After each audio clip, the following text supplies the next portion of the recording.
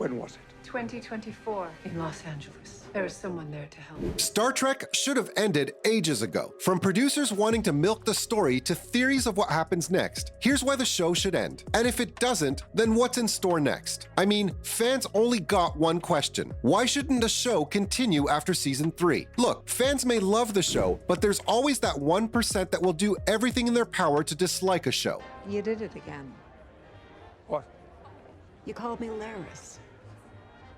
I thought you might be an ancestor, but she's Romulan, so didn't seem possible. And it seems that for season 3 of Star Trek, Picard, that 1%'s voice has become the majority. They're not happy with how the seasons turned out so far. In fact, they were essentially robbed of the Next Generation sequel show that everyone, yes, also the rest of the 99% of the fan base, wanted. It makes sense for fans to be relieved that the story's finally coming to an end following season 3's conclusion. Another reason that the show didn't do well with its fans was because it tried really hard to be edgy and seem somewhat relatable to the newer audience. Though here's some tea. Apparently, Star Trek just wasn't giving off the same vibe and message as it used to. The tone wasn't as hopeful. The characters were, well, far from likable. And don't even get me started on how long it was. Fans were upset because it didn't have anywhere, no exciting adventures, or even well thought out conflict. I think I may have to ship. The captain, Shaw, gotta con him into changing course. Where? The Righton system. No. Welcome to the Righton system, gentlemen. It was the most non-Star Trek version to exist, basically. But general feelings of dissatisfaction over how Star Trek's 3rd season turned out isn't the only thing that's going to be discussed. The next point is, this executive producer isn't ready to say goodbye to Picard yet. Alec Kurtzman wants season 3 to happen. He's all for it, actually. Just give him a thumbs up sign and he's gonna continue the project. Because this was a show that the stars and production crew alike have wanted to continue past 3 seasons. That is, if they got lucky enough cards. Though interestingly, Kurtzman has always imagined Star Trek Picard as a series that had 3 seasons. He shared with reporters at the Television Critics Association press tour that the team felt like we could really tell a complete story with the season you're now seeing as our endpoint. But does that mean the story's officially over? Well, not really. Kurtzman believes that the show can be stretched for a few more seasons if enough fans show interest. Because according to him, anything is possible. He further explained that if a show blows the doors off the place, which is what they want, in this case then, who knows? But he's not the only one who's excited over the possibility of a new season of Star Trek happening. Power level at 13%. Who is it out there? I don't know.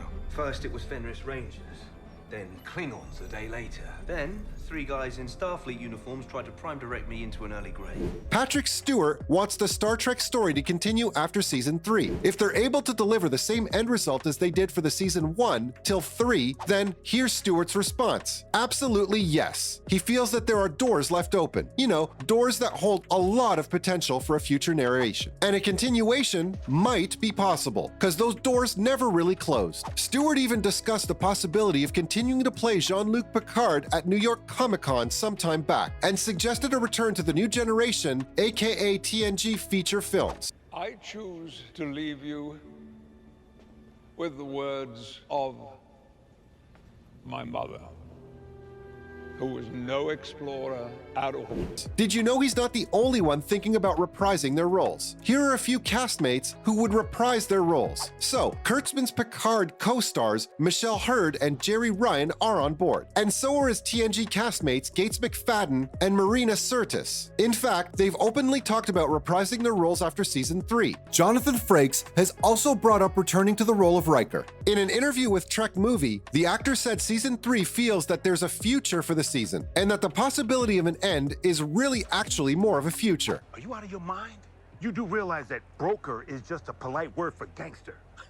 He's a monster. It's important. I wouldn't ask otherwise. I'm with Starfleet intelligence, but they are blind to something big, and they don't know it. It is wrong. And speaking of the future, what does this mean for the future of Star Trek and the New Generation? Well, it seems like there's someone on board with the idea of expanding the Star Trek future. Terry Matalas has actually been vocal about wanting to continue on after Picard with a spin-off series. Apparently, a spin-off series would be a great way to pass on the narrative torch, so to speak. And the new series wouldn't just focus on these characters, but also the ones introduced in season Season 3. Though it's not important to note that Madalus's vision for Season 3 was mainly to give the TNG cast another chance at closure and to wrap things up. Cause if you remember, Jean-Luc Picard and Next Generation never got a final send-off. Apparently, there was high demand for a final story after Star Trek Nemesis. Plus, a strong sense of conclusion to that storyline could be given by bringing his friends and family from Star Trek The Next Generation. Oh, but remember that Patrick Stewart has stated that Season 3 shouldn't be treated as a reunion because the TNG characters are a key part of the story. And that's cool and all, but has anyone asked the fans what they want? How is my mother? Mending, but unable to defend you. So defend yourself. You're accused of organized crime on Andoria, actual terrorism on Binar 3, and you're wanted for the death of a man on Andreas 5. That's unfair. Do they even like Season 3 of Star Trek? Hell, do they even like Star Trek? Here's what fans really think about the show. They're not fans of the show, which comes as a surprise to, well, no one. But on what grounds do they hate the show? For starters, considering it's a sci-fi show, there's barely any science fiction in it. The thing is, they can't help but compare it to the new generation. TNG challenged its audience by asking questions that presented classic what-if scenarios, raised difficult moral quandaries, and helped the viewers solve mind-bending mysteries. It was a show that made you think about everything, from science, philosophy, and morality, to the cosmos and beyond. The show was genuinely enjoyable. But Star Trek Picard, in comparison, is the exact opposite. It doesn't really resonate with you. It's the sort of show that the audience binge watches all in one go, and then a week later forgets about it. And then there's the problem of continuity. Picard's character's blueprint doesn't follow the rules of growth, the one we saw TNG's Picard go through. The new Picard is extremely sentimental and stuck in a dreary fog of nostalgia, which I think is mostly self-induced. His characteristic pragmatism, edge, and drive for adventure have been washed away. This isn't the Jean-Luc that fans fell in love with in TNG. The OG Picard, however, had depth, empathy, and a burning desire to do the right thing, even if it meant risking his reputation or even his life in the process. Beverly is clearly wounded, and given the controls, the medpod are on the outside. Someone must have helped her inside. Somebody who cared for her.